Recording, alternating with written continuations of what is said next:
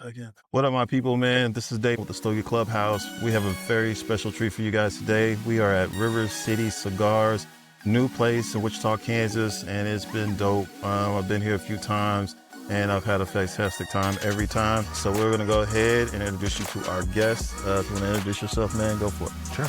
So I'm Brett Harrington. I'm one of the managing partners here at River City Cigar. Yeah, we're excited to be on here. We've been open for a few months, and the lounge is going great. We're selling a lot of cigars, selling more than we're smoking, so it's going well.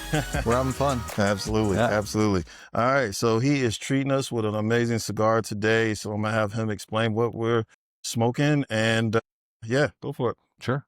Yeah, so this is the Espinosa Knuckle Sandwich Puro Nicaragua cigar. We're smoking the Toro here.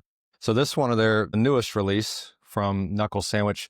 So Knuckle Sandwich is Guy Fieri and Eric Espinosa got together, started blending cigars. This is their fourth regular production cigar. They've done some limiteds up to this point. What makes this one different from the previous three, 100% Nicaraguan tobacco. So this cigar is rolled by AJ Fernandez at their factory. So you kind of got a real meeting of the minds, I guess you'd say. You know, you got Guy Fieri, Eric Espinosa blending it at AJ's factory. Real cool cigar. To me, it's a stronger, fuller bodied cigar. I was going about the eyes. Yeah. So about the body on it. I'm not a big full bodied smoker. Typically I'm a mild to medium guy, but this one really hit my palate. It came in about last week or the week before. So it's one of the newest cigars on our shelves right now, and it's been selling real well. So we enjoy it. The guys that like something full bodied, full flavor, all Nicaraguan, this has been a really good cigar for them. Well, if you guys have been paying attention to me, y'all actually know I love a full bodies. That's awesome for us to get a chance to smoke this thing. So when we're looking at this type of cigar, what is your favorite cigar? What type of cigars do you like to smoke in your spare time when you're not working and you're just relaxing? Yeah. I mean, I smoke quite a bit here at work. Most of the day I stay mild to medium. I'm like a Connecticut wrapper or like a medium strength Habano, sun-grown, something like that. Right now I'm smoking a lot of Zeno Nicaragua. Yeah. So that's got the Connecticut wrapper. It's a big yellow box you might have seen.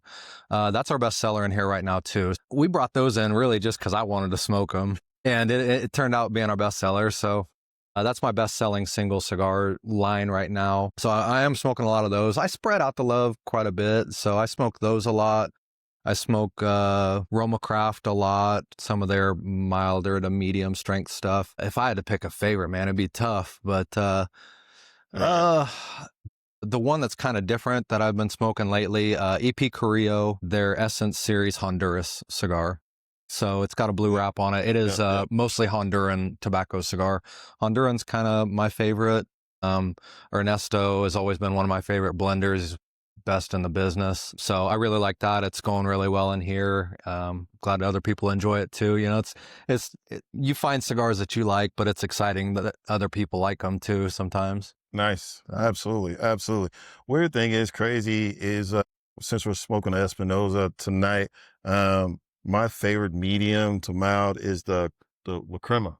Yeah. I love that thing, man. It's just fantastic. I can have it on a chill day. Yeah. I can have some coffee with it. You know what I mean? It's been perfect for that chill type of time that I want. So, all right. Well, we're going to go ahead and light up, and then we'll go ahead and dive in to Brett a little more about, hey, what got him into cigars. You guys see a light up, man?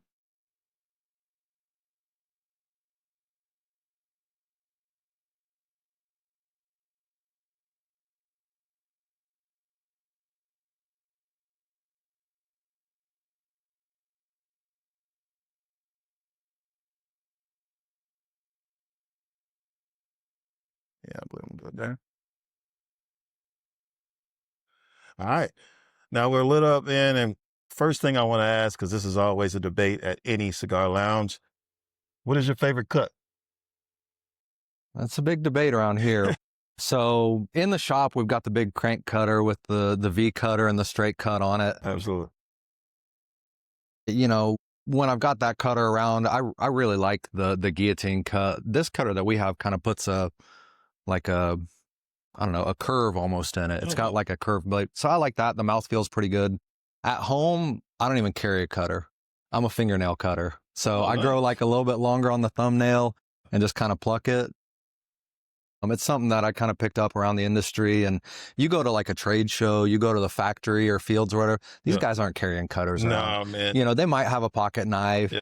you know, but most of the guys, they're going to bite it off. They're going to thumbnail it off. Everybody carries a lighter, right? You know, because you can't do it. But yeah, you're going to see a lot of plucking on the trade show floor. You're going to see a lot of biting it off or whatever. So a lot of these guys, you know, some of the biggest manufacturers, you know, no cutter, Bic lighter, just easy, simple, you know, it doesn't have to be glamorous or anything like that. So I do the fingernail cut quite a bit just around the house. I've got pretty good at it too. Yeah. You know, you find your way, but every now and again, like I'll tear a cigar up like that too. But, and when you're first getting started with that, you might, but I just didn't like the feel of having a big cutter and a big lighter in my pocket and walking around all day with it. So to me, that's easy. When I'm talking to cigar customers too, though, I talk about the cut, like think about drawing air through a straw, like a drinking straw, versus drawing air through like a paper towel tube, right? Yeah. So when you get a fat cigar, you want a smaller opening. Mm-hmm. And when you get a small cigar, you want a bigger opening so you can get a fuller pull on it. So, you know, if I've got a 6x60 cigar, which is pretty rare for me, I'm more likely to do a V cut or a punch for sure. Whereas if I've got a Robusto or a Toro, I'm probably going to take a full cut. So it's all situational. That's a hell of a way to look at it. And I don't buy a lot of torpedoes for that same reason, because I don't carry a cutter. So it's like, man, I play hell trying to bite it off or, you know, that'd be tough. Finger, you know what. Funny thing is my uncle smoked cigars, and that was his big thing. We see it at family reunions or something like that, or weddings. And we sit out in the morning and we have a cigar, and he always gets on me like, what the hell you got that cutter for? You know what I mean? Like, you don't need a cutter. He's like, just bites off the cap. Yeah. And he's good to go. I'm like, hey man, you old school guys, that's something different. Well, I don't have that skill yet. It's one of those things like, you know, it always seems like you got a bunch of stuff in your pockets, right? And it's like one less thing I got to carry around. Absolutely. You know, I'm going to buy a cigar that's not a torpedo. I'm probably going to pluck the cap off and, you know, carry my lighter, or, you know, you got the lighters with the cutters on them now, but, you know, most of the time that's a punch, and sometimes they're better or worse. But like I said, I can do about as well with my fingernails as I can with a punch. So that's just me. Yeah. And that's just me. Wrong with that. Yeah. I always say that. I usually have some type of traveling box. Usually holds a cigar, lighter, but again, like you said, that's just extra weight. I'm carrying this thing everywhere I go.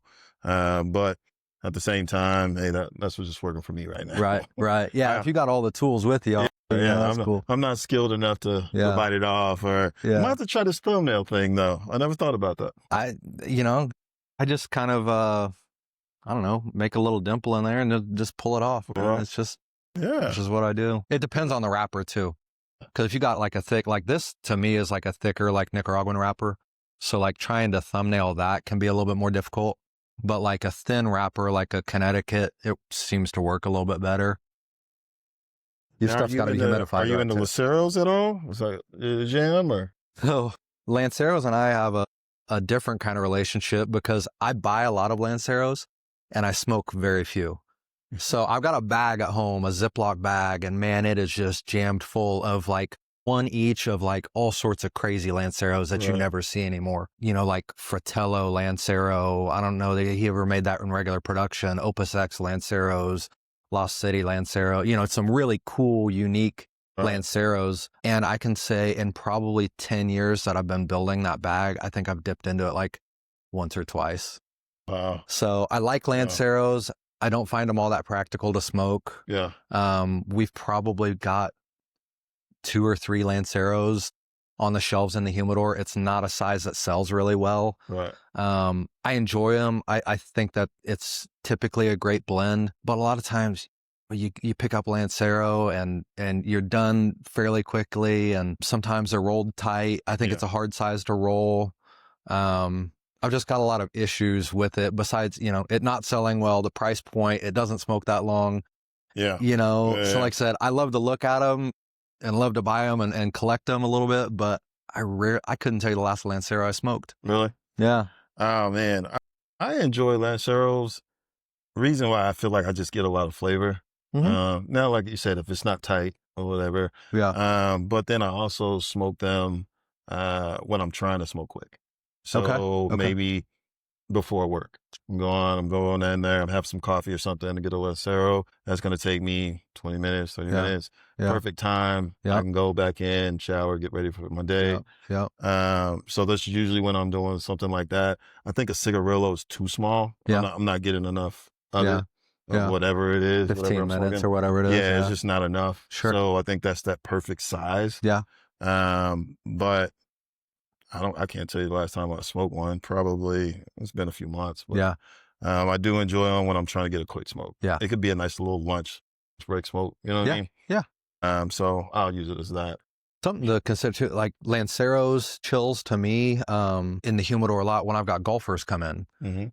Longer, thinner cigars are easier to keep lit on the golf course, in my opinion. So, they might be a little bit more fragile, or maybe they don't stick on your golf cart clip as well.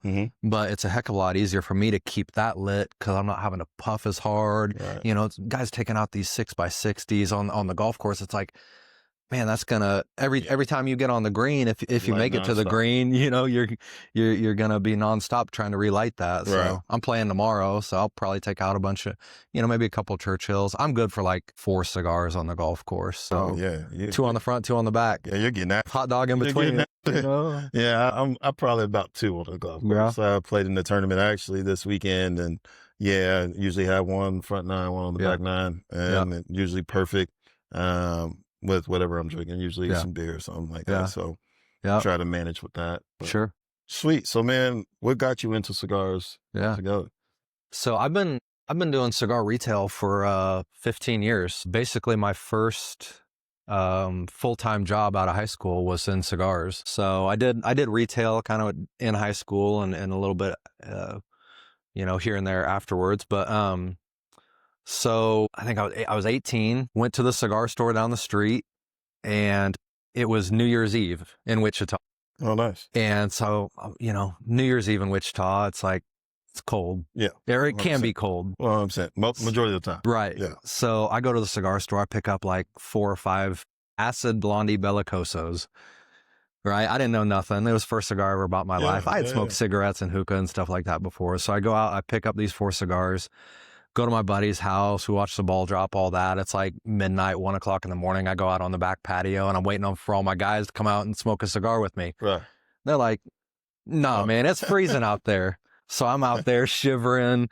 I got my blondie. I'm trying to smoke it. And I actually enjoyed it. So then I got 4 more cigars that I took home in that bag. So I take those home, smoke the rest of them myself, decide that I really like it. So then I keep patronizing that same cigar store. And eventually the guy that was working there went off to college to Chicago. He was a younger guy too. So I actually took his job there when he left. Oh, nice. Worked at that cigar store. That's Cigars, etc. here in town. Okay. Worked there for about 4 years. From there, I went to, I managed a cigar store on the way west side of town, Auburn Cigars. Okay. So I was there for about 4 years as well. And just had a blast managing that. Kind of saw it from its infancy, I guess you'd say. Smaller humidor. When I walked in, we had a lounge that seated like 8 people. Yeah. So as sales grew and we got a following, the humidor grew. The lounge, quadrupled the size of that lounge. We ended up with a pretty good sized lounge that fit 30, 40 people in there. Oh, nice. So really, really grew that business there.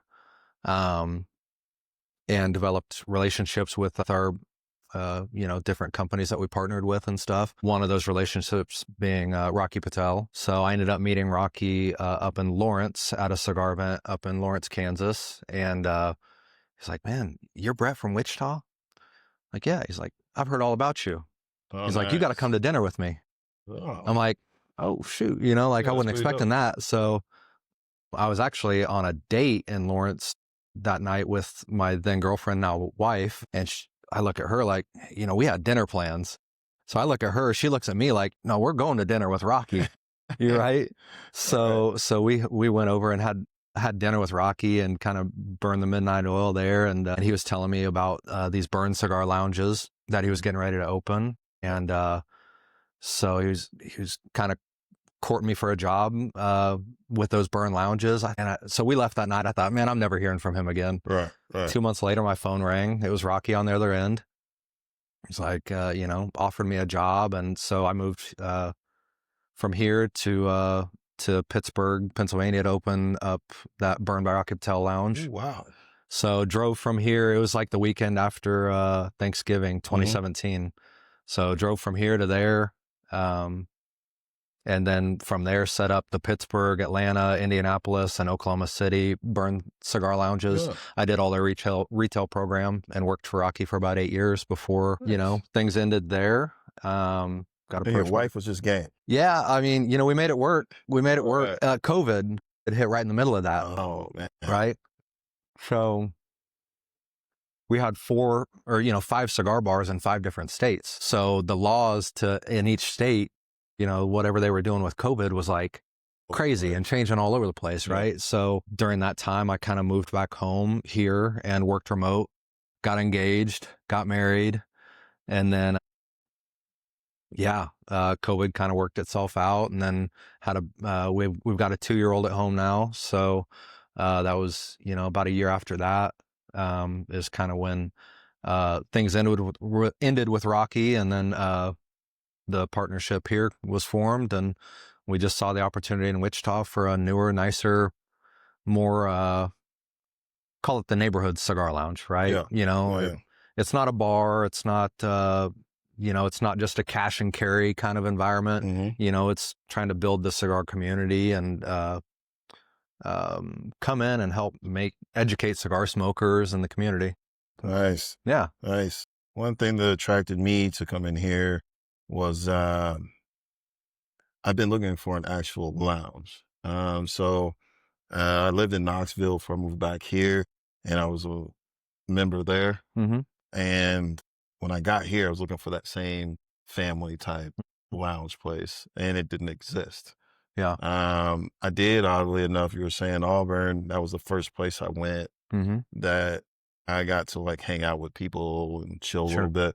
And I still talk to some of those guys today, which is why I got into this whole podcast thing and community thing is, I want to bring that thing that drove me. I was like, hey, I'm learning about cigars. Well, I just made amazing people, and they taught me about cigars. They gave me cigars. I'm like, look, you got to try this. You got to think about the notes we're doing here. Think about your palate and everything that's going on.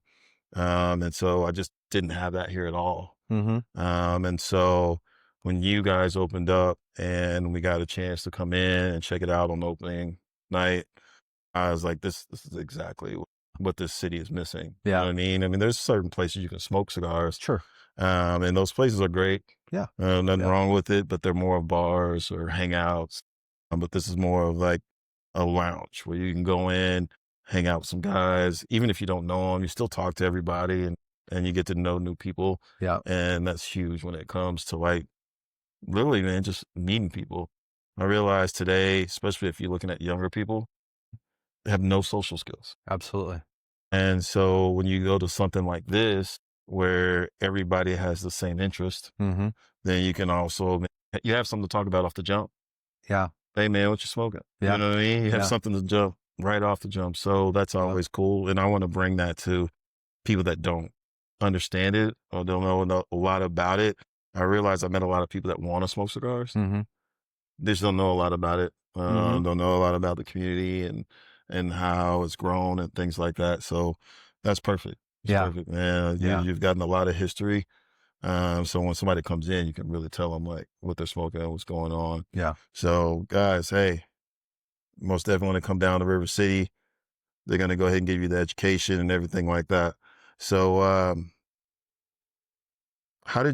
what made you want to get involved in like your home personal lounge and getting with business and here in Wichita? So like I said, things kind of ended with Rocky, and, obviously I've got a good amount of experience in the industry, and, my opportunity with Rocky kind of gave me a lot of insight and opening new businesses and stuff like that. So, when I was kind of a free agent, if you will, I had some guys kind of, I'd back you, Yeah. guys that, wanted, and that was awesome, man. I mean, that was really cool to have people that believe in you. And like, when you're somebody's cigar guy, like, Yeah. you're kind of that guy for life, like it's cool, but what we've got here, what I wanted, like I said, I've got a 2-year-old at home. I Hmm. wanted a partnership, Right. not just, everything falling kind of on my Oh shoulders. yeah. That's gonna take So, everything away. right. Have any time for your little one. Yeah. You won't have time for your wife, Yeah. and your wife with a 2-year-old. Yeah. That could Right. get Yeah. Would have been that'll tough. get crazy if you're gone all the time. Yeah. Yeah, Yeah. for sure. So, kind of in the in between, I did a lot of, I do cigar rolling. So I do like weddings and events like that, stayed smoking, stayed in contact with a lot of my local groups and stuff here, stayed in contact with my manufacturers, the relationships that I had built over the last, 10 or 15 years. And, like I said, I wanted that partnership and thought that bringing my experience, but also, my partner, Matt, he had been doing it for about 10 years. We've got 2 other guys, Eric and Rick, all together just on staff with us. JL's our owner, but just the guys that work, in the store, we've got like 50 years of tobacconist experience in the store. That's amazing. And I don't know that anybody really can say that in town, Right. that everybody in their store is a fairly, well-educated cigar smoker. And that's cool. But also the service level, I think we like to raise the bar on the service, but the camaraderie and the community that we're trying to build here is, something that we saw an opportunity for in Yeah. Wichita specifically. When I was at Auburn, there was like 8 or 9 walk-in humidors in Wichita. Really? Yeah. Yeah. So, Wichita's, 650,000 people. We had a killer cigar community, and, like anything else, it ebbs and flows. Yeah, But, yeah. by the time we were ready to open this, it was like, man, there's really only like 2 other cigar lounges Yeah. really in town. Yeah. There's some membership based stuff. There's some cigar bars, but like, as far as what this is, that neighborhood cigar lounge that you can build the community and camaraderie and, meet people and not be in that bar atmosphere or not be in that cash and carry kind of, walk in, get your cigars and walk out kind of thing. Like I said, we just kind of saw an opportunity for that. Now, Matt used to work at Chateau, yeah? Correct. All right. It's crazy story about Matt. It's funny. First and foremost, we went to PCA this year. One of my best friends owns a cigar lounge out in California, so he asked me to come out and experience the situation with him. He's been many years, but this is my first time. Mm-hmm. But it's so funny because I've been buying cigars from Matt probably last, I'll say 5-6 years. Yeah. And so we see each other, and I'm like, not sure why he's here. You know what I mean? I know Chateau's not doing anything out there, but also he sees my tag and it says California on it. So he's just staring at me, and I'm like, bro, like, we clearly know each other. Yeah, like, say something.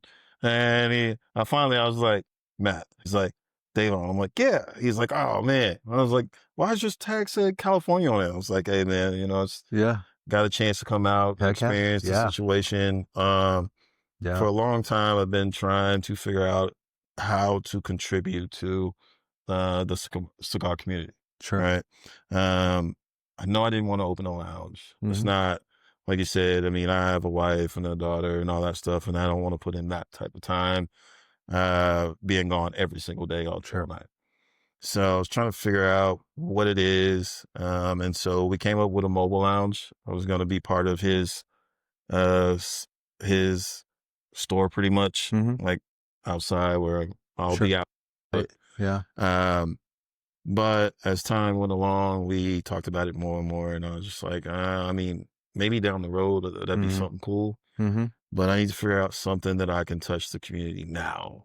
And so what this podcast is about, which is the Stogie Clubhouse, we started the Stogie Clubhouse community. And basically it's for a place where guys can get together, We can share tips and tricks and what type of cigars we like, cigar stories. We talk about your humidor, get some pictures of cigars, stuff like that. And I think that's the perfect way for me to be a part of the community Sure. and help other guys that don't know a lot, kind of educate them a little bit. Because everybody involved we're all at different levels, obviously. And that's what makes it even more of an amazing space to be in, because you don't have to be scared, man. Somebody's a beginner just like you. Yeah. Or if you're a seasoned guy, you know what I mean? You're going to meet other seasoned guys, and then you can actually educate the younger guys. Yeah. And so that's how, I decided to dive in and help the community out that way. And so that's been really cool. Yeah. It's been really cool to get going. Content, man. Yeah. Just educating people and making it, approachable and inclusive and all of that, where, Yep.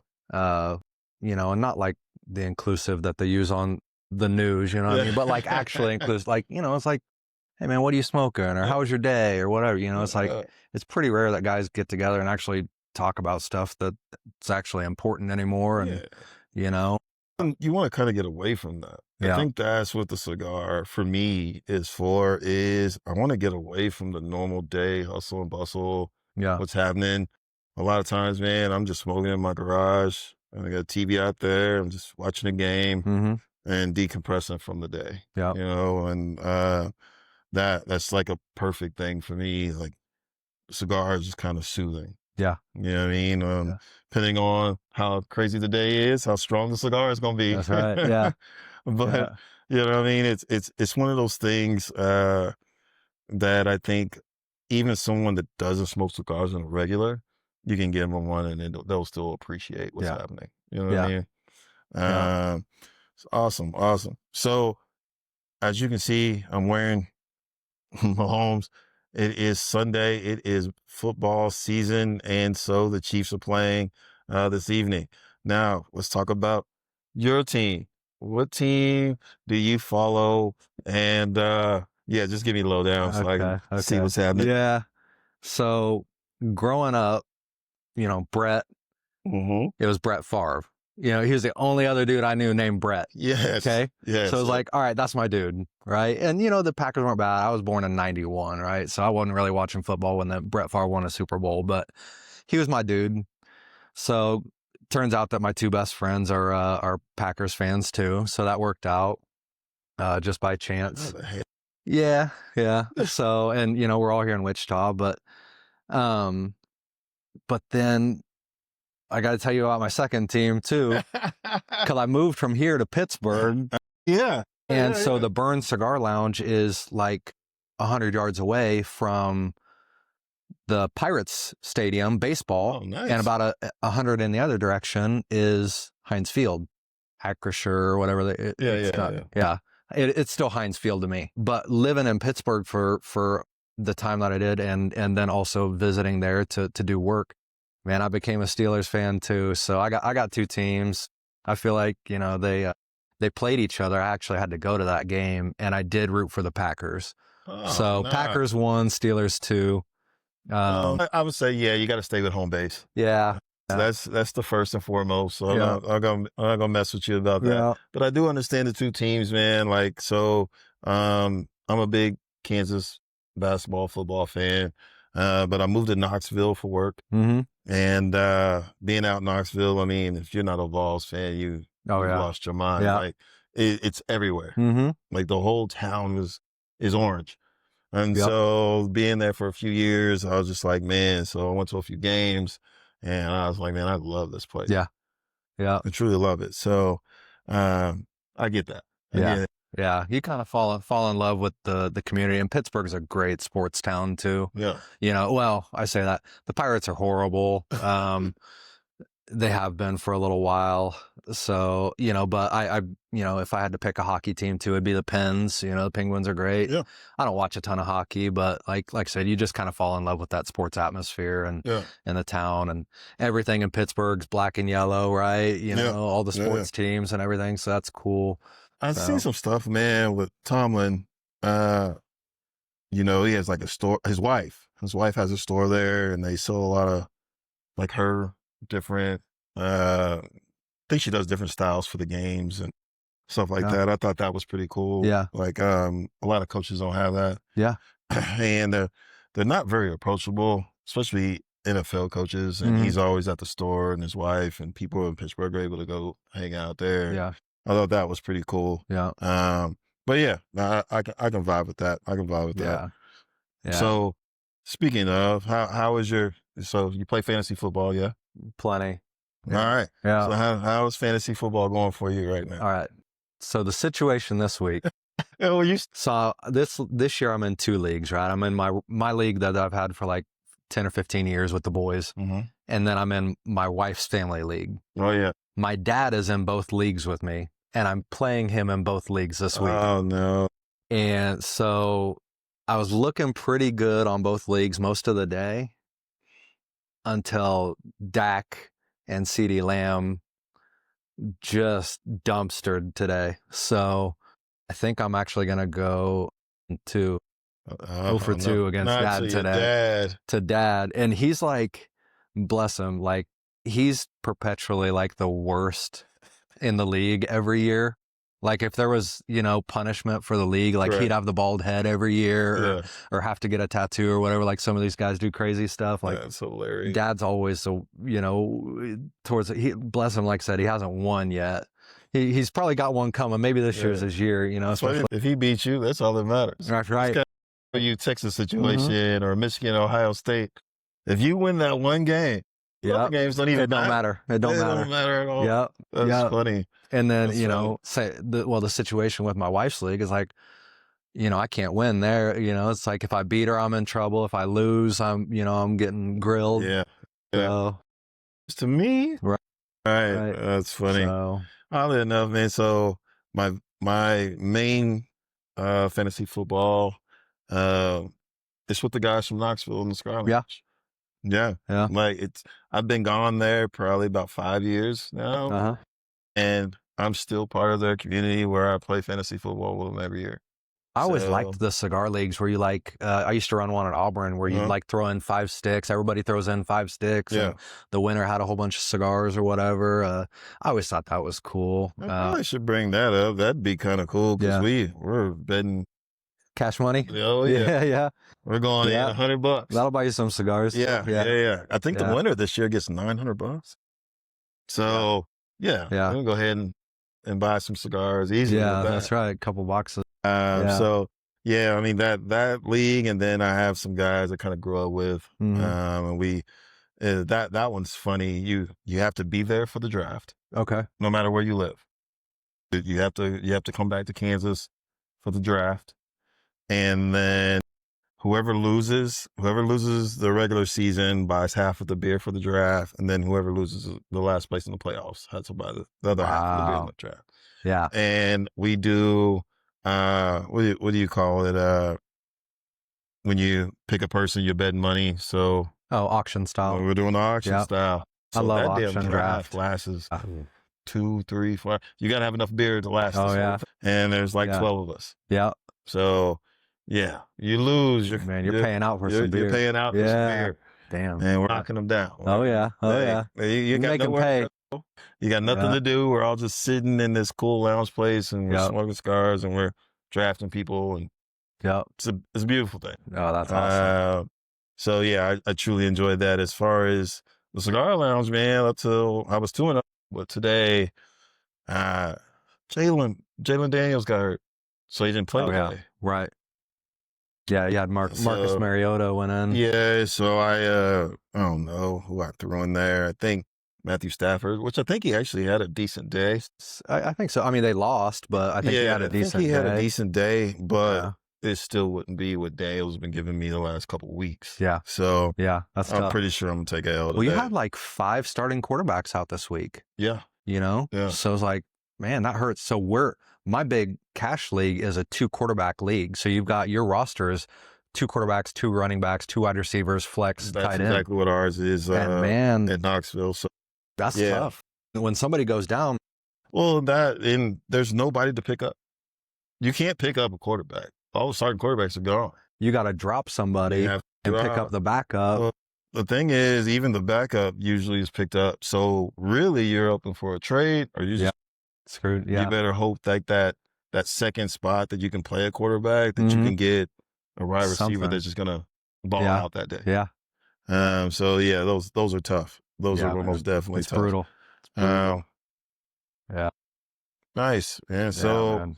what do you see right now being in the cigar business? What do you see the cigar business going forward? I know there's some cities that are really cutting down on smoking cigars. Um, there's some cities, I can't remember where it was, but you can only smoke for 15 minutes or something. Oh, wow. You're like, Wow. who the Yeah. hell smokes a cigar in 15 minutes? Yeah. Not even the Lucero we were talking about Yeah. earlier. You Yeah. can't smoke in 15 minutes. Yeah. So what do you see as far as like the way the build of the cigar community is going now, moving forward? I mean, I think cigars have kind of become sexy again, if fashionable, if you will. Yeah. You're seeing a lot more sports, like Joe Burrows when he lit up that one when LSU won the national. Right. Yep. Like that was a big deal for us. And you've been seeing, like I said, a little bit more, like I said, the cigars becoming fashionable over the last, 3, 4, 5 years. COVID was a big boom for us. Oh yeah. Yeah. But what I saw, 2 or 3 years ago was a big bubble of these $50, $100 cigars. I've seen that. And it's like, man, it's a lot of these How guys. many of those have you tried? Are they worth the $100? I mean, Rocky had one and it was good, but it wasn't as good as his $15 cigar, in my opinion. The Rocky Tail Conviction at $100 to me wasn't as good as his $15 ALR2. So that's just to me, Right. I mean, if you just got money like that, like cool, you want to buy $100 Davidoffs, cool. Yeah. But I think there was a big bubble for that. I think it was 2 or 3 years ago at the trade show where there was like 5 different cigars introduced that were over $100 retail. Whoa. It was like, okay, so we got this big old bubble. And now with these tariffs, and I don't want to get political, but like it's raising my price point on the shelf. Absolutely. So what we were able to do here and at the trade show was, man, we're really proud of the cigars that I can offer our customers that are under 10, 11, 12 bucks. I mean, I'm super proud. My best-selling cigar is an $8 stick. Nice. My best-selling brand doesn't have anything over 12. Oh yeah. So I really see, I see people that are probably going to be smoking more cigars in that $8 to $12 range, as opposed to the $15 to $30 or $20 to $35 range. Right. Because, man, there's a lot of great quality cigars that are coming out for that. So, right now our business is focused on that, building the cigar community by making it, accessible, because like a lot of guys will walk in here and they'll see a cigar. It's like, 10, 15 bucks. And it's like, what can you do today for 2 hours for 15 bucks? Right. Nothing. That's Nothing. so that's a big way. That's an amazing way to explain that. I usually, a lot of people always talk about me and they tell me like, man, you have an expensive habit. Yeah. And when you look at it that way, it's like, man, what can you do for 2 hours? I mean, a round of golf in Wichita is $45 minimum with a cart, right? Yeah. And I love golf. Yeah. And I'm probably going to smoke some cigars while I'm on the course. But like, I mean, that's $45 for a round of golf. Yeah. You get a movie ticket. I think they're like 18 bucks anymore. And there ain't no good movies to watch. No, there hasn't been anything coming out in a while. At least that I would enjoy. Yeah, you go to a bar, you have 2 drinks in an hour, you're well over 15 bucks after tip. Easy. So, you can come in here, you can burn a cigar for, like I said, $8 for a couple hours, hang out with the guys, watch some TV, Personally, I was trying to figure out how I can find a really good cigar at a reasonable price point. I think that was a big challenge. Like, let me see if I can find a $5, $8 cigar and see if it still holds up where, hey, I enjoy it just as much as I enjoy that $15, $20 cigar. Now, don't get me wrong. There's a reason why those are $15, $20. It's usually, what I mean, the tobacco they're using, course, when you start getting into the lower, you're not getting that long fill anymore. You're You starting to can. get a Yeah. little Yeah. you're doing a little more spitting than you. Yeah. But at the same time, I'm just trying to find really for people to come over to my house and they want to try a cigar that they don't have to like feel like, oh man, that was amazing. I Yeah. want one of those. And then I send them to a store and they're like, this is $15. Right. Right. And that's, and like, you know, to a new person, that doesn't sound, like, I can spend $15 for a cigar. One, you don't know how to smoke cigars at the point, so you're just kind of puffing away. You're not really enjoying it. You're not Right. really enjoying the notes or anything like that. So I get it. Yeah. I get it. So I try to find something that's reasonable that people can come over, and I have like those to hand out to people just to enjoy what the rest of us are doing. Right. And so that's something that I target to even try. So anytime you can get, actually, that's a great question. What do you find that's in that 8 to 10 point that you think like a newcomer would truly enjoy? Man, I've got a few. So that Zeno Nicaragua is, you know, on our shelves. It's about $8-9. I think that's a very approachable, mild cigar that's got flavor. But, you know, and it's made by a big company, but there's some sizzle there, right? So it's Davidoff blended, made at their Camacho factory. So you're getting blending here, factory here, price point here. Yeah. You get a great cigar, right? Absolutely. So, you know, for someone that wants something mild. Yeah. Now, maybe they'll come out with something fuller in strength eventually, because that seems to be going pretty well. EP Carrillo, their Essence series, they've got a Connecticut, a Honduran, a Sumatra, and a Maduro wrap. Those are all on my shelf under $12. Nice. So I think $9 to $12. It's killer. I mean, it hits everybody. You know, if you can't find something out of those 4 wrappers that you like, you know, that's tough. You might be too picky, but those are great. We sell that pretty well. You know, a little bit outside that price point, you know, that $12 to $15 would be like Crux or Espinosa. Yeah. Those are great brands for us. What I say a lot too, because I've got, you know, 500 different cigars in here.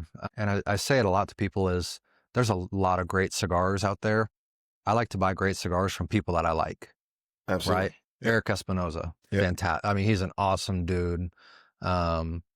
Casey from Crux. Awesome dude.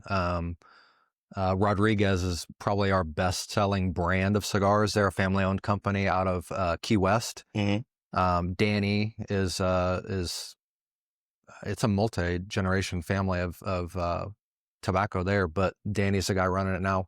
Awesome dude. You know, so it's like, you know, and all of these guys have a cigar in their portfolio that you know I really like, and we want to tell their story, right? Yep. So you know, like I said, I like to buy cigars from people that I like. You know, That's awesome.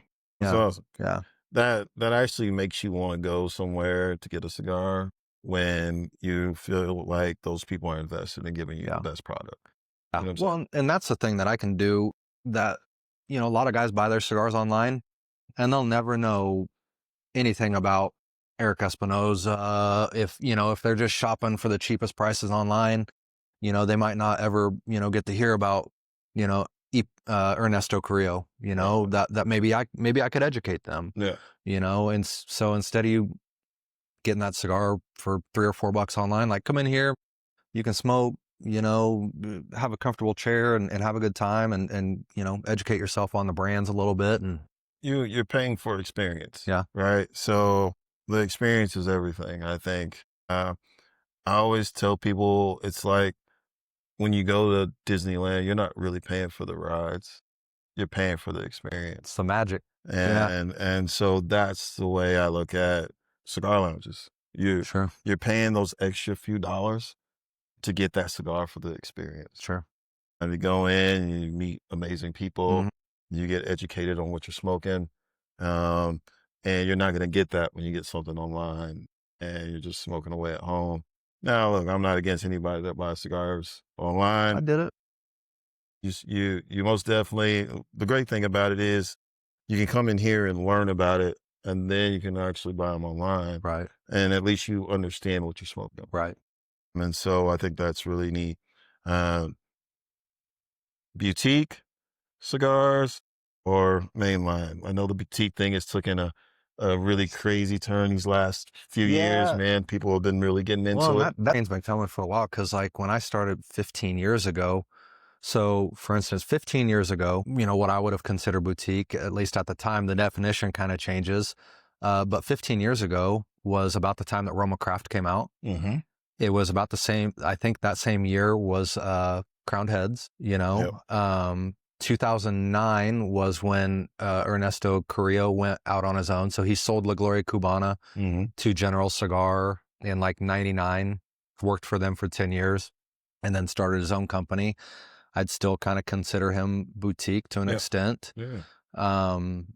So like I said, that was 15 years ago, Yep. and here we are 15 years later, and Roma Craft's on my shelf, and I would still consider them, boutique. So it's kind of definition wise, what, a lot of guys would say like, well, if they don't own their own factory, or if they don't own their own fields, they're boutique, or if they don't own their own, tobacco or whatever. So it kind of depends on your definition. I've got a lot of respect for the guys like Fuente and Plasencia and these guys that can come out with a blend and make 1 million of them that year, and then make 1 million the next year taste just like it. Yeah. I mean, respect, like Yeah, that's 100%. crazy, Yeah. because you look crop to crop, field to field, rain, no rain, hurricane, no hurricane, all that stuff, like sunlight, no sunlight, whatever. Like they're getting these cigars to be very consistent, and I respect that a lot. And when you pay for a cigar like that, what you're getting is Absolutely. quality, right? Yep. But on the other end, I think you get more exciting blends from the boutique and the smaller companies. So like Ernesto, I brought him up a few times, but like, as far as I'm aware, he doesn't grow any tobacco. He processes tobacco, he blends tobacco, he rolls cigars, right? Mm-hmm. So what you get from him is like completely different from what you get from like Nick Perdomo, who grows the tobacco from the seedlings, manufactures the cigars, and even makes the boxes, right? Because his is all his tobacco, where Ernesto's going out to all these growers and saying, well, I want that. That tastes good. I want that. I want that. And I'm just going to, I saw some pictures. His rep came through the other day, and pictures of the warehouse, where it's like, he's got stuff in there that maybe he's had it for years and years, and just that's for later. I'm going to blend that for later, but he might have Honduran, Dominican, Nicaraguan. Yeah. Cool thing about that is they can experiment. Absolutely. Like, hey, let's see what this tastes like. They can roll it right there, smoke it, and be like, yeah or nay. Yeah. But that's really cool when I like when they have these special blends come out, and you can always tell, like, man, it's just something a little different. Yeah. A lot of times you can't even put your finger on it, but like something about this is just slightly different, than what we've been smoking. Yeah. But yeah, I most definitely enjoy that for sure. Like limited editions are cool. There's always some stuff limited every year that I look forward to. Mm-hmm. But they're different every year, right? And that's the point of them. But like I said, when you can make stuff that's consistent year to year, and some of these boutiques have been able to achieve that, Roma Craft, I think they do a good job of quality control and being able to blend year to year. But I like being able to, I don't smoke the same cigar every day, but I like to be able to pick up that cigar and know that it's going to taste like, similar to the last one. I found that out early. So my favorite cigar, and it's probably the first time I like fell in love with a cigar, was like the CAO V660. Yep. And I thought it was just amazing. So I bought a box. And what I found out is I don't want to smoke the same thing every single day. And it's just like, and so then I'm like 3 or 4 in, then I'm like, I don't want that again. Yeah. Now I still love it. It's still my favorite cigar, but I want to do it sparingly. I want to go, like, there'd be a moment I'm like, oh yeah, I know exactly what I want to smoke. Yeah. And then I started venturing out to different things. And, I think the Brick House makes a really nice cigar. So that the Brick House Maduro, even the Mighty Mighty is really cool. Yeah. So I enjoy Brick House as well. And again, those are two different price points Mhm. of what I'm smoking, but I feel the same way when I smoke them. You know Yeah. what I mean? I'm in a groove and I Yeah. know exactly what I want, Yeah. and it feels good. Yeah. So awesome, man. Well, last to end this thing, tell us something, man, about your lounge and give a shout out, man, and let Yeah. people know where you're at. Yeah. So we're at Central and Woodlawn here in Wichita. We've got what I think is the biggest and finest cigar lounge in town. I don't have necessarily the biggest selection, but we've got a nice selection of cigars curated by people that smoke cigars. I think the lounge was built intentionally, It's not the Taj Mahal, but I think it's a really nice lounge for Wichita to have. Absolutely. And like I said, we've got experienced cigar, you know, professionals. I mean, this is what I do. This is what Matt does full time. Like, it's something that we're well suited to educate and provide a great experience out here. So Awesome. we're trying to build the community, do offsite events, do fun stuff. Yeah. So like next month, I'm not sure if you'd seen it yet, but we're pairing with Station 8, the barbecue place here in town. Yeah. So we're doing a cigar dinner with Station 8, and also with La Aurora. So La Aurora is going to come down. We're going to do 2 cigars, barbecue dinner with that as well. So it's cool. So we're calling it the Savage Feast. Nice. Okay. Right. Or Savage Supper. I'm sorry. Savage Supper. Savage Supper. All of the food will be eaten by hand. There's no utensils. Right. So it's meat on a bone, meat on a stick, meat in a taco or a vessel or something like Wait, that. you're supposed to eat barbecue? Yeah. Right. So, and then we'll be doing, we're calling it a bourbon bottle share. Okay. Right. So guys they don't have a liquor license. We're going to do it on their patio. So that actually makes it to where you could bring a bottle, I bring a bottle, he brings a bottle, he brings a bottle, and you set them on a counter and maybe get to try something different that night and build some camaraderie and smoke some cigars and have some good dinner, So that's kind of our first big offsite event, but hopefully that goes well and we get to do some more cool, fun stuff, innovative and build the community. That's awesome. That's awesome. Well, guys, hey, thank you for tuning in. Got some great education on cigars. Most definitely try this Espinosa. As you can see, mine is almost gone. So that kind of let me know we've been talking a little while. Time to wrap it up. Yeah. But yeah, hey, you ever in Wichita, most definitely come down here, man. River City Cigar. It's an amazing space. You've seen it at the beginning. I walked through, let you see the place. So, hey, come down and check it out. All right. Until then, man, keep your cigars lit and let's keep this thing rolling. Peace. Very cool, man. Thank you very much. Thanks, cool. brother. Absolutely.